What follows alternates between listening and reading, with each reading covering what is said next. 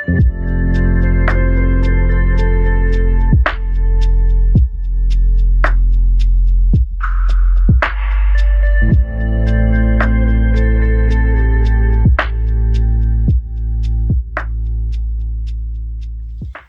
right, it is our final video of the series, and we are going to talk a little bit more about intersectionality in this video.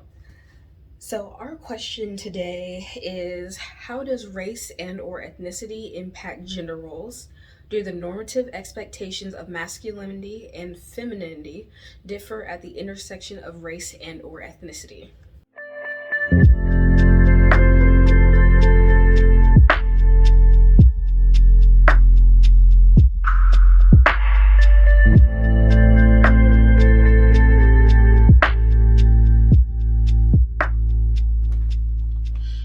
Okay, so that question is a lot to unpack. So let's look at it one question at a time. So, how does race and or ethnicity impact gender roles? Um, so once again, talking about intersectionality, the intersections of our identity, race, gender, sex, sexuality, all of that, they all come together at the center and impact the way that we experience life, we experience society, and the way society um, experiences us, I guess, the way that society views us. So, expectations are at all times affected by culture. So, when we start talking about the expectations, normative expectations of masculinity and femininity in our second question, we have to take into account that culture, which race and ethnicity are a large factor of, affects everything. Absolutely everything. So, if we are talking about the expectations of masculinity and femininity, we have to understand that those expectations are formed by culture and they differ by culture. So, if you get into this insular mindset, it's really easy to think that all cultures are like your own and that your expectations of femininity and masculinity are the same as the person sitting next to you, when in actuality, it could be very different. And it is very different. So, if we think about the gender norms and expectations of American culture, we can really start to see how in American culture everything is a binary. You're either a boy or a girl, male or female. And you have to fall into these gender roles and fit into these neat little boxes that in actuality nobody fits into. It's impossible because in one way or another we do not fit into these neat categories. So we also have to take into account multiculturalism, especially here in America. We are a rather diverse country, and as such, our culture should reflect that. But unfortunately, it doesn't. American culture is extremely assimilationist, and assimilation is the death of culture. So we have the dominant culture, which is extremely assimilationist, but then we have subcultures, which aren't necessarily assimilated, but at the same time takes part of the dominant culture and parts of other cultures and creates a unique experience. So if we look at the African American subculture, and I want to put on a little side note here that when I say subculture, I do not mean to say that this culture is in any way inferior to the dominant culture. What I am saying is that it is either a branch of or has taken inspiration or parts of the dominant culture, making it a subculture. It falls under the umbrella of the main culture. So the African American subculture or Black American subculture takes from African cultures and American culture, and it creates a unique Black experience to Black individuals within the United States. And there is a long and interesting history talking about the history of the African American experience here. And it starts all the way back with slavery and how Black individuals were taken from different nations on the Gold Coast of Africa, and sometimes from the further in to Africa, but usually along the Gold Coast. And they spoke different languages, had different cultures, came from different ethnic groups. And when they came to the US, they weren't allowed to practice their religions, their cultures. They weren't allowed to speak their languages. And sometimes they weren't even allowed to be taught English. Just to really keep them isolated and to prevent the possibility of revolts. So, in secret, they had to come up with their own culture. They had to find a way to communicate with each other because not everyone came from the same place. They had to find common language and common background in order to bond together to get through the cruelty that was slavery. So that was the origin of African American culture, but it would take so much more time than I currently have right now to delve into that history. But I do encourage you to look into the history of, the way that African American culture came to be, and not even just African American culture, but like Latin American, and things like that. Some subcultures other than the dominant culture, and it's really intriguing. So, getting back on topic, the expectations of masculinity and femininity are most definitely different. And I would say, just from the African American experience myself, there is some pressures from the dominant culture to put myself into this feminine box that I can't always conform to because of the way that I choose to perform my gender. With power tools and which is a form of expression for me because I get to create things. I get to be creative. I get to work with my hands. And that's not something that stereotypically fits within the gender role of a female, but it fits for me because it's what I'm comfortable doing, it's what I'm good at doing, and I love working with my hands and learning how to do different projects like that. So yeah.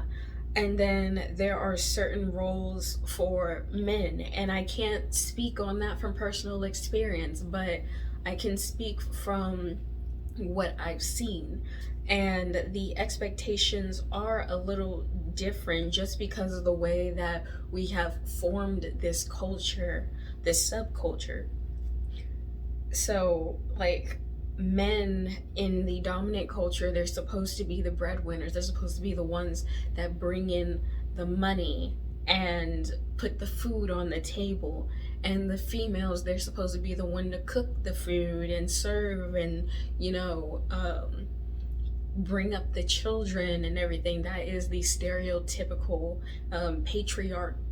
patriarchal, I can't speak, but you understand what I mean. Expectations for masculinity and femininity based on the dominant culture. But if you look at the subcultures like African American culture, you'll see that the women do everything that they're supposed to do based on the dominant culture, um, definition of femininity and the roles that they're supposed to do, but you'll also see that it crosses over into some of the masculine roles. So you'll find that black women, oftentimes black mothers, they'll be the ones working full time and raising kids and putting the food on the table. They do a lot of things, and almost to the point where the male figure in the family almost seems unnecessary. But that's the thing. They are necessary. They are an important part of our culture. They're an important part of our people.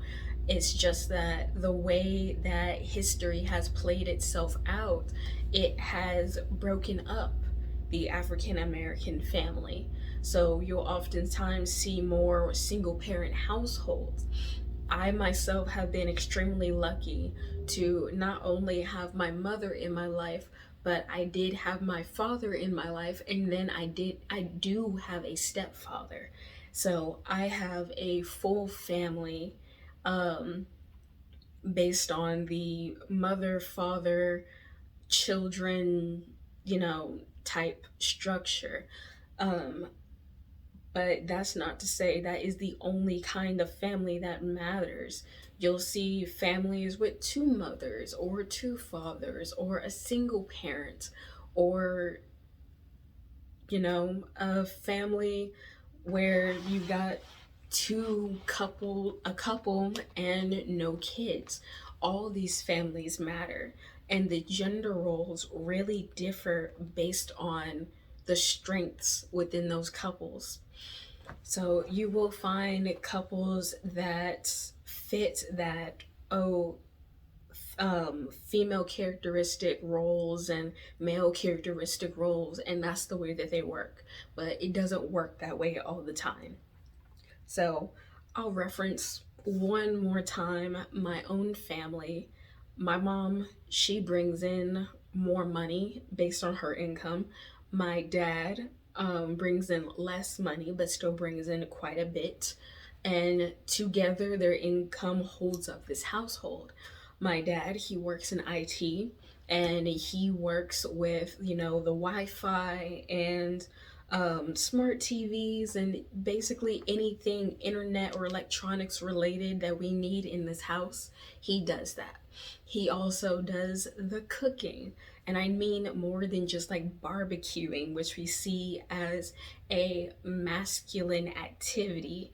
And it's a masculine role as far as cooking goes for families, but he does majority of the cooking in the house throughout the week. um, my mother, she can cook, and she does cook, not as often as my father, but she does. And but what she does for the most part, what her function is when we need something done on the house, like walls painted, or we need the wall patched up. There's a hole in the wall, we need that patched up. um, we order a table, we need that put together. Things like that. Or we need something created, like my mother and I, we made these cabinets, these individual cabinets that we created out of these little box crates. And we used a circular saw, um, cut out doors, drilled them in, attached them. We painted them, all kinds of good stuff, sanded them down so nobody gets any splinters, and they turned out really well. And those are the types of things that my mom does and she takes joy in, and she taught me how to do. My older sister, she didn't take as much interest in learning how to do those things, but me, I took a lot of interest in learning how to do those things. I enjoyed working with my hands from a young age. I played softball when I was a young girl, and played from the time I was 8 years old to the time I was 16. I loved playing in the dirt and running and getting sweaty and doing all that kind of stuff. And as I got older, I stopped enjoying that stuff so much because I started getting into more feminine, stereotypical feminine things. And I recognized that it kind of contradicts, wanting to be this clean, clear cut image. And then there's dirt. Um, Not to say that I don't still enjoy softball, and sometimes have the urge to get back out on the field, but I do. Um, it's just that that kind of mood kind of comes and goes. So yeah, and I'm not saying that these are like clear cut distinctions between the main culture and African American subculture, but there's a reason that it's a subculture. It's because it pulls from that culture or is a branch off of that culture. So you'll find a lot of overlap. But the thing that we must understand is that um, these expectations, they do come at the intersection of race and ethnicity and gender.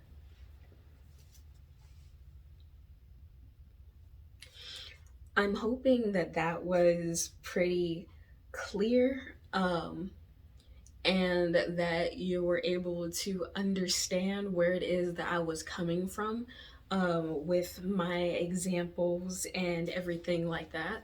And I'm hoping that you'll be able to use my example to spark thinking into how your race and ethnicity intersects with your gender and how that affects gender roles and expectations. So, I hope you enjoyed that, and I also hope that you've enjoyed my other videos. I encourage you to continue the conversation even after this is done, because this is the last video. Yay! So, I would love for you to continue this discussion in the comment section, and I would also love it if you were to have these kinds of conversations with friends and family members, even in your classrooms, because one thing that you will notice is that gender, race, ethnicity, sex, sexuality, it impacts everything, from politics to religion to your just everyday life. It impacts everything. And I'm not saying that you have to constantly be thinking about it as you're going out throughout your day. You do not have the mental capacity to focus on that all the time. Nobody does. I don't. But when you encounter situations where you're like, huh, did that happen because of my race? Did that happen because of my gender? Does it have nothing to do with it? I encourage you to think about these things. And when you find that a situation has impeded you or benefited you because of a specific identity that you have, cons- think about it, think deeply into it, and also think about ways that you can remedy that, or ways that you can approach people that have impeded you because of those identities that are out of your control, and see how you can work towards an understanding, because these things, they're going to continue to happen. Gender is always going to impact the way that we live and the way that we exist within society, and the way that society exists with us, how it sees us. So just learning how to balance that and learn how to work around those impediments will lead to a more successful life. Don't allow things that impede you, that try to be barriers in your life, to succeed. And let them know that your gender doesn't define you, it is only one part of your identity. So, as always, Please be kind and respectful to each other in the comments section so that way it is a safe place for people to express themselves and to engage with the conversation that we've had today. And hopefully, if I end up doing another video series like this or on a different topic, we will see each other again. It's been wonderful having these conversations with you and delving into gender and society. Have a great day.